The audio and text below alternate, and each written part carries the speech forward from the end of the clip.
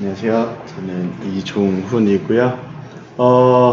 원래 논문 제목이나 이런 거를 그대로 제목에 많이 썼는데 그냥 한글로 그냥 제 맘대로 썼습니다. 이제 제가 데이터가 아주 많거나 혹은 너무 적거나를 원래 다 하려고 했는데 제가 하다 보니까 너무 많아가지고 좀 끊어서 할 거고, 오늘은 많거나 중에서도 1편입니다. 네, 컨텐츠는 다 한 것 같고요. 우선 이제 이게 2017년도에 이제 구글 브레인에서 낸 논문에 있는 하나의 그림인데요. 이런 논의가 이제 계속 있어 왔어요. 어느 순간부터. 그러니까 아시는 것처럼 딥러닝이 뭐 떴다 이런 얘기를 할 때 우리가 뭐 데이터가 많아지고 뭐 컴퓨팅 리소스가 좋아지고 이래서 뭐 딥러닝이 가까워졌다 이런 얘기를 많이 이제 들으셨을 거예요. 근데 실제로 GPU 리소스는 계속 늘고 있죠. 지금도 이게 이제 한 2년 전 논문이라서 16년도까지만 자료가 있는데 어쨌든 지금은 더 가파르게 늘고 있죠. 모델 사이즈도 아시는 것처럼 계속 늘고 있습니다. 그럼 데이터셋에 저희가 쓰시는 이런 퍼블릭 데이터셋의 사이즈 늘고 있나요? 네, 뭔가 고정적이죠. 이거는 아마 이미지넷을 타겟으로 해서 이제 1밀리언으로 돼 있는 것 같은데, 저 셋은 뭐 데이터가 많아진다고는 하는데 실제 저희가 쓰는 데이터가 별로 안 많아지고 있는 거죠. 실제로는. 네, 그래서 모델도 커지고 컴퓨팅 리소스도 늘어나는데 데이터 세트는 과연 진짜 그에 맞게 늘어나고 있냐 라는 이제 질문을 이제 계속 지속적으로 던져왔었고, 그래서 이제 결국 조금 다시 돌아가면은 뭐 빅데이터 하는데 진짜 빅데이터 데이터만 많지 실제로 이걸 잘 쓰고 있냐 라는 이제 의문이 계속 드는 거고, 그러면 이제 현실에서 또 이제 반대급부로 현실에서 특정 도메인의 문제를 풀고자 할 때 진짜 충분한 데이터가 있냐, 충분한 데이터가 어느 정도냐, 그게 과연 저 1밀리언이 충분한 거냐, 아니면 모질한 거냐, 많은 거냐, 이런 거에 대해서 이제 지속적인 논의가 있어 왔죠. 그래서 이제 데이터가 충분하다라고 하는 건 이제 과연 뭔가, 충분한 거의 기준은 뭔가, 이미지넷인가, 뭐 웹리스트인가, 코코인가, 뭐 코코도 한 330K 정도밖에 안 되죠. 이미지넷도 이제 1밀리언 정도고, 이게 과연 충분한 건가. 그래서 최근이라면 진짜 거의 올해 정도에 이게 이쪽 관련해서 논문들이 쏟아지고 있어요. 특히 기업에서 페이스북이나 이제 구글이 주도해서 이쪽 논문들이 쏟아지고 있는데, 구글의 그러니까 어떤 웹스케일 데이터, 진짜 웹스케일 데이터, 엑스터널 데이터들을 이용해서 기존에 뭐 한 1밀리언밖에 안 됐던 이미지넷은 그냥 그대로 쓰는데, 그거랑 상관없이 자기네들이 가지고 있는 대규모의 이제 웹스케일 데이터를 엑스터널 데이터 셋으로 써가지고 모델의 성능들을 높이고 있어요. 물론 이제 뭐 이런 대기업들은 본인들 컴퓨팅 리소스가 충분하기 때문에 이런 데이터들을 이제 메모리에 올리고 핸들링하고 그걸 또 충분히 이제 다 담을 수 있는, 표현할 수 있는 모델을 사용하는 거기는 하지만 어쨌든 이런 행동들을 이제 계속 하고 있다는 거죠. 그래서 실제로 이제 구글이 가지고 있는 어떤 대규모 데이터셋, 뭐 유튜브엠, 그리고 페이스북 같은 경우에는 인스타그램 데이터들을 최근에 이제 막 10억 장씩 막 쓰면서 학습을 시키고 있고요. 근데 이건 충분한가, 내지는 이렇게 충분히 많으면 그럼 이거 무조건 좋은 건가에 대해서 또 생각을 해볼 수가 있어요. 데이터가 그럼 아주 많다면 무조건 좋은 건가. 근데 너무 많으니까 뭐 몇 억 장씩 되니까 이거가 누가 레이블 하죠? 저희가 만약에 일일이 한다 그러면 말도 안 될 거고, 이런 대기업조차도 이제 많은 레이블 하는데 리소스가 너무 들고, 어제 사실 이제 저희 강재혁 박사님 오셔갖고 발표해준 내용에도 그런 내용이 있었는데, 레이블을 이러다 보니까 어쩔 수 없이 뭐 아르바이트생이라든지 뭔가 온라인에 퍼블릭하게 그냥 돈 주고 맡긴다든지 해서 레이블을 막 무작위로 하고 있어요. 아니면 기계가 임의로 이제 걸러주는 레이블들 사용하거나, 그러다 보니까 레이블의 퀄리티가 안 좋고 전체적인 이제 데이터 질이 나빠지기 때문에 그럼 이게 과연 많다고 좋은 건가, 정말 이런 거에 대한 이제 계속 생각을 하게 되는 거죠. 그래서 이제 최근에 기업들이 이렇게 하다가 찾은 몇 가지 솔루션들이 있는데, 그래서 올해에 나온 것 중에 하나가 조금 괜찮았던 게, 성능도 실제로 당시에 소타를 찍었었고, 페이스북에서 인스타그램 이제 이미지들을 활용하는데 그거에 어떤 약간 약한 소프트 레이블 정도로 자기네들 이미지에 걸어놓은 해시태그를 이제 사용을 하기 시작했어요. 이제 이것들을 사용을 하면은 완벽한 레이블은 아니지만 최소한 이제 자기가 표현한 그 사진에 나온 사람, 내지는 그 사진에 뭐 어떤 장소 이런 것들을 레이블로 달잖아요. 사람들이 뭐 음식이면 음식 이런 것들을. 그래서 그런 것들을 이제 레이블로 사용하기 시작했고, 이제 그거는 이제 페이스북에서 하고 있는 행동이고, 최근에 이제 구글 쪽에서는 이제 셀프 슈퍼비전이라고 하는 어떤 이제 기존에 저희가 슈퍼바이즈드 러닝이다, 뭐 세미 슈퍼바이즈드 러닝이다 이런 말들을 많이 썼는데, 그거에서 조금 다른 느낌으로 변형을 해서 셀프 슈퍼비전이라는 키워드를 가지고 나오면서 이런 데이터들을 이제 핸들링해서 사용하고 있습니다. 그래서 이제 어쨌든 이런 라지 스케일의 데이터 세트를 쓰는데 이제 문제점이라고 한다면은 우리가 다루는 문제들은 주로 이제 슈퍼바이즈드 러닝을 통해서 많이 다루고 있죠. 실제 그게 성능이 좋고 잘 되고요. 근데 앞서 말씀드린 것처럼 데이터가 많아도 레이블이 없거나 레이블 만드는데 어려운 경우가 대다수죠. 그래서 오늘 소개해드릴 이런 것들을 이제 해결한 하나의 제일 최신 방법으로 오늘 소개해드릴 논문은 Self Training with Noisy Student Improves Image Net Classification이라는 저번 달이에요. 11월 초중순에 나왔는데 이게 현재까지도 이제 이미지넷 소타를 유지하고 있고 이 연구에 대해서 좀 소개를 드리면서 밑에 이제 따라오는 연구들에 대해서 소개를 드릴게요.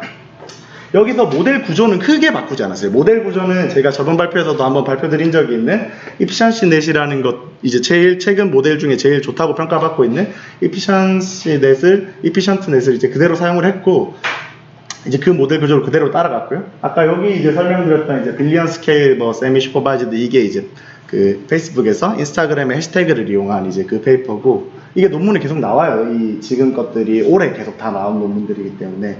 그리고 네 번째에 있는 연구가 이미지넷도, 그러니까 저렇게 막 웹스케일드 데이터들이 쏟아지고 이러니까 기존에 가지고 있었던 게 실제 이제 적용했을 때 이미지넷이 너무 이게 걸러진 데이터라서 그걸로 학습한 거 실제 하면 잘 안 된다 이런 평가들이 많아서 이미지넷도 뭐 이미지넷 A네, 이미지넷 C, 이미지넷 P 이렇게 러버스트하거나 노이즈가 상당히 많이 섞인 데이터들을 좀 몇몇 연구자들이 이제 개발을 했어요. 추가로 이제 그런 것들에 대한 연구이고, 마지막에 이제 나온 이제 논문은 앞서 제가 보여드렸던 그래프를 말한 이제 모델은 커지고 있는데 내지는 리소스는 계속 늘어나고 있는데 데이터는 실제로 늘어나고 있냐 이제 제기했던 논문이고, 이게 이제 본 논문에 계속 레퍼런스 나오게 됩니다.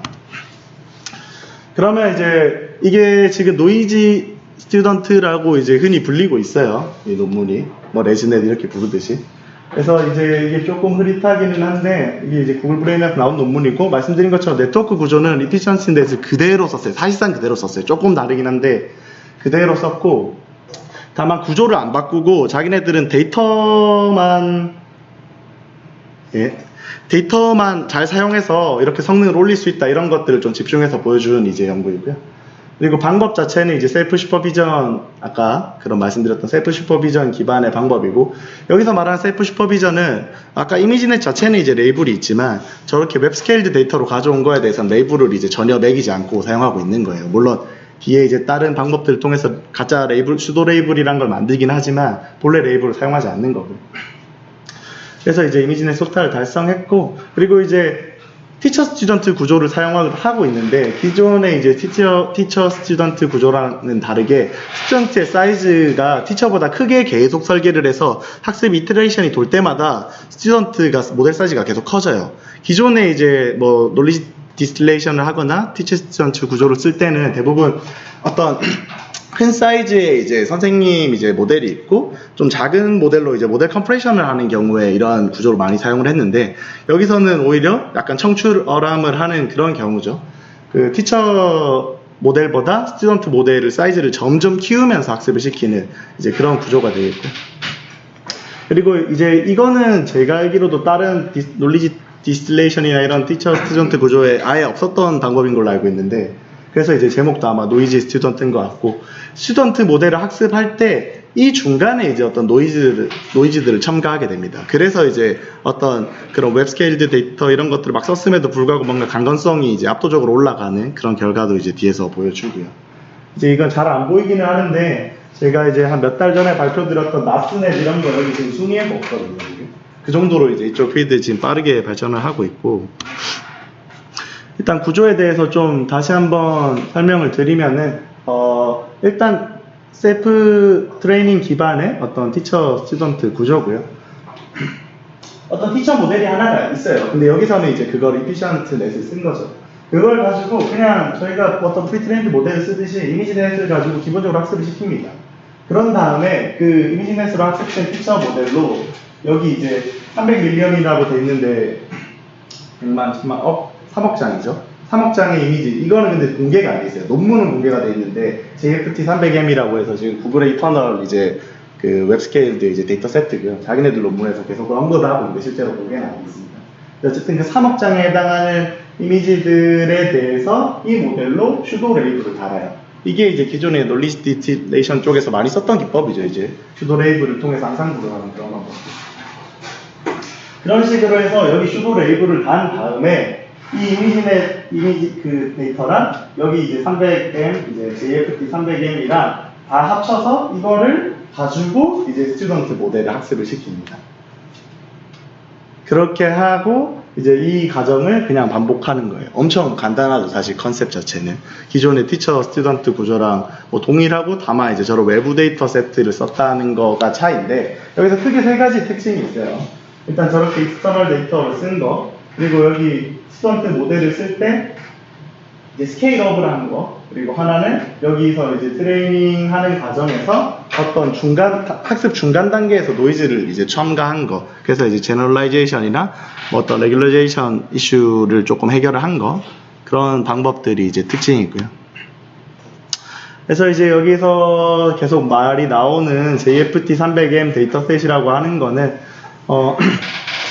데이터는 이제 많지만 이미지넷하고 이제 클래스가 당연히 달라요. 이게 데이터가 너무 많다 보니까 이미지넷은 뭐 깊게 봐야 클래스 뭐 1000개 정도밖에 안 되잖아요. 근데 여기서는 실제로 10,000개가 넘는 클래스가 있기 때문에 일단 두 데이터 세트의 그 분포나 여러 가지 클래스 자체가 매칭이 안 돼 있고, 클래스 간에도 이제 임밸런스가 심해서 여기서는 그냥 강제로 이미지넷 클래스에 해당하는 클래스들에 대해서 무조건 그 130K, 그러니까 한 13만 개의 데이터를 그 클래스에 무조건 꽉꽉 채웁니다. 만약에 이제 남는 경우도 있고 모질한 경우도 있을 텐데, 남는 경우는 그냥 버리는 거고, 모질한 경우는 중복된 데이터 세트라도 랜덤 샘플링을 해서 무조건 130K를 채워요. 각 클래스, 이미지넷에 해당하는 1000개의 클래스마다. 그래서 총 이제 그러면은 쓰는 이제 데이터 세트는 1000개의 이제 클래스 곱하기 130K 해서 이제 130M이 되는 거죠. 그래서 아까 300M이라고 했는데 그 중에 다 쓰는 건 아니고 이제 그 중에서 한 130M 정도에 해당하는 이제 데이터를 쓰고 있고요. 그 중에서도 아까 모질라서 랜덤 샘플링에서 불러온 애들이 있기 때문에 실제로는 한 81M, 그러니까 한 뭐 8,100만 개 정도의 데이터 세트만 그 3억 개 중에 사용을 한다고 해요. 어쨌든 그런 데이터 세트고, 이거는 이제 논문에 나오는 이제 내용이고, 자세한 내용은 논문 보시면 될 것 같습니다. 데이터 세트가 공개 안 돼 있어서 저도 정확한 분포는 사실 모르겠어요. 그리고 이제 이거는 이제 여기 논문에서 가장 주장하는 바 중에 하나인데요. 저 앞에 말했던 이제 구조에 대한 노벨티, 그리고 이제 그 다음으로 이제 컨트리뷰션으로 주장하는 게 이제 요 노이즈를 첨가했다는 부분인데, 세 가지 이제 노이즈를 크게는 첨가합니다. 이제 스토캐스틱 뎁스라는 거 하나랑, 이제 드랍아웃은 뭐 잘 아실 거고요. 그 제프 린튼이 참여한 드랍아웃이고, 이제 랜드 어그먼트라는 게 있는데 이걸 좀 하나씩 설명을 드릴게요. 스토캐스틱 뎁스라는 거는 이게 이제 어떤 거냐면, 저희가 이제 대부분 스킬 커넥션을 많이 쓰잖아요. 이제 레즈넷 이후에 스킬 커넥션을 많이 쓰는데, 그러면 하다 보면 중간중간에 이렇게 스킬 커넥션이 막 생기겠죠. 근데 이거를 이제 정말 말 그대로 스토캐스틱 뎁스를 하는 건데, 기존에는 이 스킬 커넥션이 있으면 그거를 이렇게 아이덴티컬하게 합쳐놓는데, 이거를 확률적으로 어떨 때는 이렇게 그냥 그대로 저희가 레즈넷 하듯이 원래 이제 피처 뽑는 부분, 그리고 이렇게 스킬 커넥션 한 걸 합쳐서 쓰는데, 어떨 때는 일부러 이 피처 추출하는 부분을 확률적으로 랜덤은 아니지만 특정 확률을 줘가지고 저거를 아예 비활성화를 시켜버려요. 그러니까 단순히 기존의 드랍아웃으로 하나 노드를 그냥 죽인 게 아니고, 여기는 그 특정 통째로 레이어를 그냥 날려버려요. 근데 이거를 그래서 이제 이렇게 날리다 보면은 이 뎁스가 좀 확률적으로 계속 조절이 되겠죠. 이런 기법을 통해서 스튜던트 그 모델을 학습시킬 때 모델의 사이즈를 좀 스토캐스틱한 뎁스를 이런 식으로 이제 조절을 하게 됩니다. 그리고 이제 뭐 드랍아웃은 제가 설명할 필요 없을 것 같은데, 이거는 이제 그냥 저희가 생각하는 드랍아웃이고, 이거 제가 딴 데 자료를 보다가 그랬는데, 혹시 이거 그냥 연결을 끊는 게 아니고 노드 자체를 죽여서 인풋이랑 아웃풋을 둘 다 죽인다는 거, 그거 혹시 헷갈리시는 분들이 있더라고요. 저희가 흔히 생각하는 드랍아웃이고요. 그리고 이 랜드 어그먼트가 사실은 저는 좀 유효하다고 보는데, 이 데이터 어그멘테이션 하는 것도 되게 많은 발전이 있었어요. 그러니까 기존이라기보다는 초기에는 오만 뭐 이렇게 막 풀랍도 하고 크롭도 하고 오만 막 노이즈도 썼고 막 사람이 좀 매뉴얼리하게 여러 가지 기법들을 쓰면서 데이터를 막 어그멘테이션을 했었죠. 근데 그렇게 하다 보니까 좀 너무 무식한 거죠, 이 방법이. 그리고 어떨 때는 효과가 좋았다가 어떨 때는 막 더 오히려 효과를 떨어뜨리기도 하고. 그러다 보니까 최근에 우리나라에도 이제 카카오브레인에서 이쪽 알고리즘을 많이 릴리즈를 하고 있는데, 이거 자체도 약간 메타스럽게, 오토ML스럽게 이 어그멘테이션을, 이 모델에는 어떤 어그멘테이션을 적용하니까 잘 되더라 이런 것들을 찾아주는 어떤 어그멘테이션 유의 알고리즘들이 최근에 많이 나오고 있어요, 사실. 근데 그렇게 하다 보니까 제가 오토ML 설명드릴 때도 많이 설명드렸었지만 서치 스페이스가 넓어져가지고 이 어그멘테이션까지 그런 어떤 서치 스페이스에 포함이 되다 보니까 너무 컴퓨팅 리소스가 많이 들고 러닝하는데 시간이 많이 걸려가지고 이거에 대한 이제 논의가 있었고, 그래서 이 논문도 사실 나온 지가 그렇게 오래 안 됐는데 그거의 중간점으로 저희가 오토ML도 처음에 막 서치 스페이스 무한대로 잡아서 하다가 어떤 중간부터는 아니다, 사람의 어떤 논리지들을 좀 추가를 해줘서 서치 스페이스를 줄여줘야겠다 이런 것처럼 여기도 똑같이 어떤 사람의 좀 그 지식들을 넣어서 특정한 이제 서치 스페이스로 좀 줄여주고 그 안에서 이제 파라미터도 딱 정해버려요, 무조건. 이 중에서 몇 개만 고르고 몇 번에, 여기는 이제 매그니튜드라고 하는데 이게 이런 뭐 로테이션을 하든 뭐 노이즈를 치든 이거의 강도를 말한다고 생각하시면 돼요. 그래서 딱 두 개의 팩터만 남겨놓고 모든 이제 서치 스페이스, 그러니까 변수를 다 죽여버리고 저 두 개로만 그리서치로 최적화를 해서 어그멘테이션을 딱 그 모델에 맞게 몇 개를 골라주는 그런 이제 알고리즘이거든요. 그거를 이제 채택을 하게 됩니다. 그래서 결과적으로 이제 저 세 개의 방법을 그 스튜던트 모델을 학습할 때 이제 중간에 적용을 하게 되고요. 그래서 이제 어쨌든 뒤에 결과가 나올 텐데 성능이 좋아져요, 실제로 저걸 해가지고. 그리고 또 한 가지 이제 요게 좀 특이한 기법이긴 한데 요즘에는 많이 쓰더라고요. 그래서 이제 픽스 트레인 테스트 레졸루션, 뭐 디스크리펜시라고 해서 뭐 좀 쉽게 생각하면은 테스트하는 거, 트레인 학습하는 데이터랑 실제 이제 여긴 테스트라고 하는데 실제 적용하는 데이터랑 레졸루션에 어떤 불일치가 일어나더라, 모순이 생기더라. 당연하겠죠. 학습 데이터랑 그 테스트 데이터랑 완벽하게 그 디스트리뷰션이 똑같으면 좋겠지만 대부분 어느 정도가 다를 거예요. 뭐 예를 들면 학습하는 환경에서 좀 더 작은 데이터들을 학습했을 수도 있고 뭐 반대일 수도 있겠죠. 그래서 이거를 하다 보니까 어떤 경우에 예를 들면 학습하는 데는 큰 좀, 예를 들면 이게 어떤 뭐 말이 있다고 쳤을 때 큰 말을 학습했어. 근데 테스트할 때는 뭔가 좀 멀리서 찍어가지고 작은 말들을 보면 잘 못 찾더라 이거죠. 그래서 아예 좀 레귤레이션을 해가지고 학습할 때 일부러 좀 작게 학습하자. 그래서 테스트할 때 좀 작아도 잘 찾게 일부러 좀 작게 학습하자 하는 게 이제 요 논문의 이제 요지고요. 그래서 일부러 학습하는 데이터의 레졸루션을 저렇게 줄여버립니다. 그리고 실제로 인퍼런스 하거나 테스트할 때는 저 인풋의 크기를 늘려버려요, 2배 이상. 이제 그렇게 이제 하는 이제 학습 방법이고요. 실제로 이게 좀 실효가 있다고 하고, 근데 이게 그냥 하면 별로 성능이 안 좋다고 하고, 여기서도 그래서 어떤 스몰 사이즈로 이렇게 트레이닝을 350에포크 정도 한 다음에 마지막에 한두 에포크 정도는 본래 타겟으로 했던 테스트에 쓸 그 타겟 레졸루션으로 마지막에 어떤 약간의 파인 튜닝 개념으로 한다고 해요. 그리고 저때 이제 앞에 그 섀도우 레이어 앞쪽에 이제 피처 추출하는 부분에 대해 한 거는 이제 프리즈를 시켜놓고 뒤쪽만 좀 업데이트 한다고 합니다. 파인 튜닝 하는 거랑 비슷하죠. 이런 기법들을 이제 썼다고 하고요. 모델 자체는 손 안 댔어요. 그래서 전반적으로 학습하는 방법론이나 어떤 데이터를 어떻게 다룰 건지에 대해서만 손을 댔거든요. 전반적으로 보면. 그래서 이제 그렇게 나오면 이제 그러고 이제 아까 그거를 이제 계속 반복을 하게 돼요. 그냥 계속 반복을 하는데 뭐 무한대로 하진 않고 여기서는 한 4번, 5번 정도만 합니다. 근데 아까 제일 처음에 말씀드린 것처럼 이거는 기존의 티처 스튜던트 구조랑 다르게 계속 스튜던트가 티처보다 모델 사이즈가 커져요. 여기서 보면은 티처가 이제 이게 B7에서 이제 L2로 갈수록 모델이 계속 커집니다.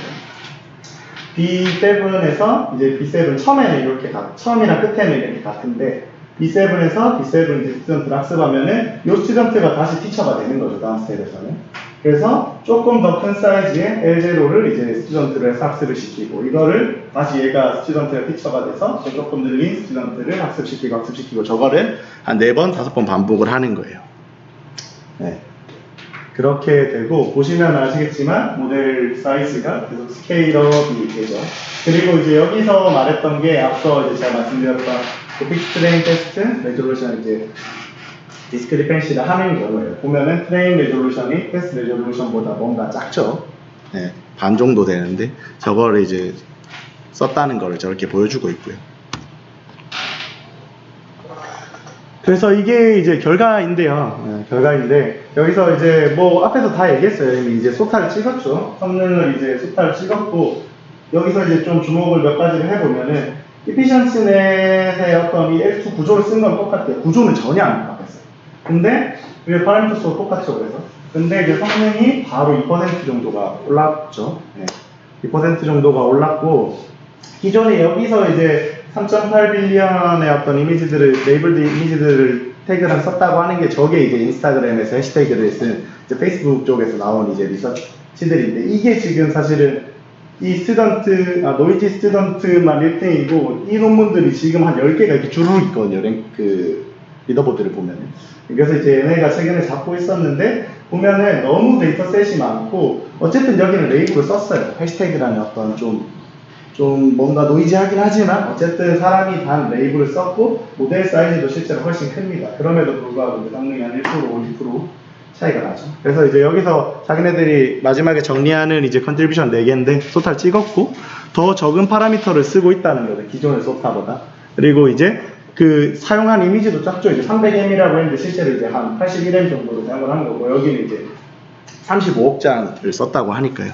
그래서 더 적은 익스터널 이제 데이터를 사용을 했고 레이블 자체도 전혀 없이 사용을 했다. 물론 이제 슈도 레이블을 사용을 하긴 하지만 네, 그렇고 이거 이제 처음에 나왔던 그림인데 여기서 비교한 거는 이거는 이터레이션을 안 한 거예요. 정확하게 말하면 딱 한 스텝만 간 거예요. 그러니까 여기서 여기로만 이렇게 한 번만 딱 한 거거든요. 티처가 그 슈도 레이블을 만든 다음에 그거를 통해서 이제 스튜던트를 학습했을 때인데 이터레이티브하게 안 하고 한 스텝만 딱 거쳐도 각각 그 원래 모델보다 성능이 조금씩 향상되는 것들을 이제 확인을 할 수 있죠.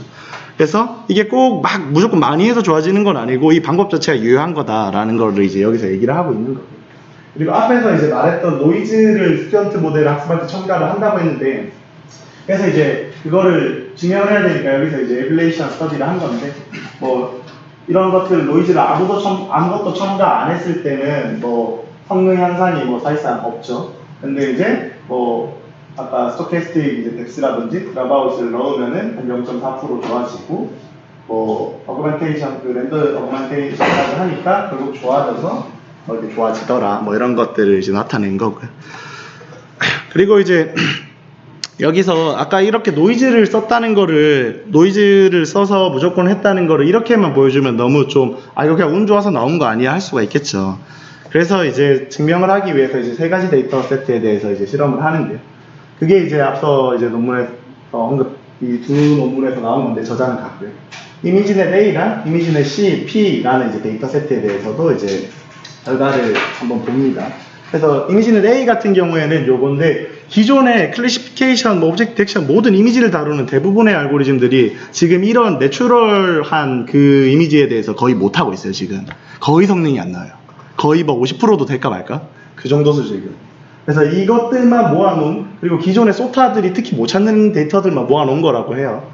그게 이제 이미지넷 A 저 논문에서 이제 제안한 저 데이터 세트고요. 그리고 이미지넷 C랑 P가 있는데 C 같은 경우에는 쉽게 말하면 이제 저희가 이제 컬러점이라고 하는 어떤 뭔가 부패를 시킨 거죠. 그러니까 노이즈나 뭔가 그러니까 이미지 질 자체를 안 좋게 만든 거고 이미지넷 P 같은 경우에는 저희가 이제 퍼터베이션이라고 얘기를 하는 어떤 미세한 약간 그런 변화. 사람은 사실 잘 알지도 못해요. 그러니까 로테이션을 해도 막 1도씩 이렇게 조금씩 튼 거죠. 이걸 연속적으로 데이터를 엄청 만들어 놨어요. 이렇게. 그렇게 해서 되게 미세한 변화가 있을 때 과연 이거의 클래스의 어떤 컨피던스나 이런 게 변화가 있냐 없냐 이런 거를 볼 때 사용을 하는 데이터 세트. 이 3개에 대해서 테스트를 했는데 재미있는 거는 여기 일단 밑에 표부터 보면은 이미지넷 A, 그러니까 내추럴 데이터, 아까 뭐 도마뱀 있고 그런 애들 성능 보시면은 기존에 막 10%도 안 나오죠. 막 14%, 16% 이런 게 막 제일 소타라고 하는 알고리즘들이 20%도 안 나오는데 지금 74%까지 답원이 나오는 거를 볼 수가 있고 사실 이거는 좀 아이러니긴 한데 이피선트 넷 자체가 사실 좀 잘 나오기는 해요. 기존의 것보다 모델 자체가 좋다는 거겠죠. 그럼에도 불구하고 이제 에피션트 랩보다도 한 25%의 상향이 있었으니까 분명히 의미가 있는 뭔가 방법론이다라는 걸 이제 얘기를 한 거고, 이제 여기 C, 그러니까 또 노이즈들을 막 첨가한 거 해서도 기존보다 이제 한 10%씩 좋아졌죠. 뭐 이렇게 조금씩 변화한 데이터 세트에서도 뭐 한 3%, 4%씩 좋아집니다. 그리고 여기 이제 MC다, 뭐 MFR이다 이런 거는 그냥 낮으면 낮을수록 좋은 거예요. 이 MC는 어떤 부패한 거에 대해서 간건성을 보는 거고, 이 MFR은 아까 말씀드린 것처럼 미세 변화에 대해서 그 probability의 변화가 얼마나 있는지 없는지 뭐 그런 걸 확률로 좀 표현하는 개념입니다. 이 그림이 좀 해상도가 안 좋은데 설명을 드리면은, 여기 검은색 레이블이 실제 그런 트루스이자 여기서 제안하는 이제 노이즈 스튜던트가 이제 뱉어낸 어떤 정답이고요. 빨간색이 이제 그 기존에 이제 그냥 이피션트 넷을 썼을 때 이제 뱉은 이제 정답인데, 그냥 몇 가지만 그냥 말씀을 드리면은, 뭐 대부분 못 찾아요. 막 이런 거 토스트 기계라고 하는데 흐려져 있으면 뭐 이상한 다른 거라고 하고 대부분 못 찾습니다. 근데 이제 요거 세 번째 거 같은 경우는 재밌는 게, 이게 조금씩 변화를 시킨 건데, 그 이미지의 피에 대해서 요거는 이제 스케일을 조금씩 변화시킨 거고, 요거는 해석을 조금씩 해준 거예요. 근데 재밌는 게, 여기 스케일이 오온할 때는 얘는 찾아요. 근데 스케일이 변하면 얘는 계속 딴 걸로 전달이 됐거든요. 이 그냥 기존에 비슷한 넷은. 얘도 마찬가지예요. 얘도 원래 자기 정위치에 있으면은 정답을 그냥 제대로 뱉는데, 이게 각도가 한 10도 이상씩 틀어지면은 정답을 틀리는 현상을 볼 수 있는데, 이 노이즈 스튜던트에서는 그런 현상들이 없더라. 이게 아마 이제 그런 랜더 어그먼트 같은 것들을 이제 스튜던트 학습을 시킬 때 계속 이터레이티브하게 추가를 해주기 때문에 그렇지 않을까라는 이제 그런 얘기를 하고 있습니다. 그리고 여기서 이제 계속 강건성을 강조하는데, 그래서 저희가 이제 제일 딥러닝 할 때 또 하도가 되는 것 중에 하나가 어드버서리얼 어택에 대한 부분이죠. 이 팬더 논문, 이거 상당히 유명한 논문이죠. 이제 간 아버지 이제 이안코 펠로우가 냈던 논문에 이제 실려있는 그 그림인데, 이 그림이랑 솔직히 사람을 육안으로 구분할 수가 없죠. 저도 구분 못하겠고 뭐 대부분 구분을 못한다고 해요. 근데 이제 이런 뭔가 알 수 없는 노이즈를 주는데, 이게 이제 FGSM이라고 하는 이제 어드버서리얼 어택 중에서 제일 그냥 일반적으로 이제 쓰이는 어택인데, 이게 뭐 그냥 찾아보시면 아실 텐데 간단하게만 설명드리면은, 이거를 한 에포크였나 한 배치였나만 그냥 그 알고리즘을 돌린 다음에 그런 그라디언트 변화가 있겠죠. 근데 그 그라디언트 변화로 모델 업데이트 하는 게 아니고, 그 그라디언트 변화를 가지고 인풋에 대해서 이런 어떤 딱 그 그라디언트만큼만 살짝 흔드는 그런 느낌이거든요. 네, 그런 알고리즘을 통해서 이제 만드는 거고, 그렇게 하면은 얘도 성능이 떨어져요. 분명히 어드버서리얼 어택을 받으면 성능이 떨어지는데, 기존에 그냥 에피션트 넷은 이렇게 뚝뚝 떨어지는 거에 비해서 자기는 그래도 한 5%, 10%대밖에 안 떨어진다, 이런 것들을 이제 주장을 한 거고요. 그래서 뭐 여기서 이제 보여주는 결과는 여기까지고요. 그래서 뭐 앞서 정리 드렸던 것처럼 이 논문이 현재 임신의 소타를 찍고 있고, 이걸 베이스로 아마 오브젝트 디텍션이나 이런 데도 많이 쓰일 수도 있을 것 같아요. 이피션트 넷 자체가 지금 많이 쓰이고 있기 때문에. 그러고 이제 셀프 슈퍼비전이 사실 방법이 엄청 많아요. 그래서 제가 이걸 앞에 좀 개론을 설명을 드릴까 했는데, 그거는 이제 제가 시간 관계상 오늘은 못 넣었고, 여기서 말하는 셀프 슈퍼비전은 그 많은 셀프 슈퍼비전 중에서도 어떤 슈도 레이블을 자체적으로 달고 그거를 이용하는 하나의 논리지 디스틸레이션에 가까운 형태다 정도로 생각하시면 되고, 그 외에도 엄청 많아요. 세미 슈퍼비전이나 이제 셀프 슈퍼비전도 종류가 많은데, 그건 제가 다음에 기회가 되면 설명을 드리고, 기존에 이제 소타 대비 뭐 적은 데이터 썼고 뭐 했고, 로버스트에 대해서 상당히 강조하고 있습니다. 그럼 제가 첫 번째 시작할 때 드렸던 질문으로 이제 다시 돌아가면 될 것 같아요. 그러면 이제 데이터가 많다면은, 그쵸, 많으면 써야죠. 이게 구글이나 페이스북 하듯이 쓸 건데, 근데 이걸 어떻게 쓸지는 계속 고민해야 된다는 거죠. 이게 페이스북에서 그게 해시태그를 쓰는 그런 아이디어를 생각을 하고, 또는 여기 구글에서 어떤 이런 셀프 슈퍼비전이라고 해서 자체적으로 이제 좀 너프하지만 그런 슈도 레이블을 이용하는 방법을 뭔가 고안을 했듯이, 저희도 뭔가 데이터가 일단 있으면 쓰는 게 맞는 것 같아요. 근데 어떻게 쓸지는 계속 생각을 해야 되는 것 같고, 그리고 이제 효율이랑 일반화라고 하면 여기서는 뭐 제너럴라이제이션도 있고 뭐 좀 로버스트니스 이슈도 있을 것 같은데, 그런 문제는 이제 앞으로도 꾸준히 논의될 것으로 보여요. 특히 이렇게 데이터 세트가 무분별하게 많아지고 클래스가 많아질수록 더 그럴 것 같거든요. 그래서 그런 거에 대해서 좀 제가 오늘 하두를 던지면서 제일 최신 논문 리뷰를 좀 하면 좋겠다 싶어서 발표를 드렸고요. 준비한 발표는 예, 여기까지입니다.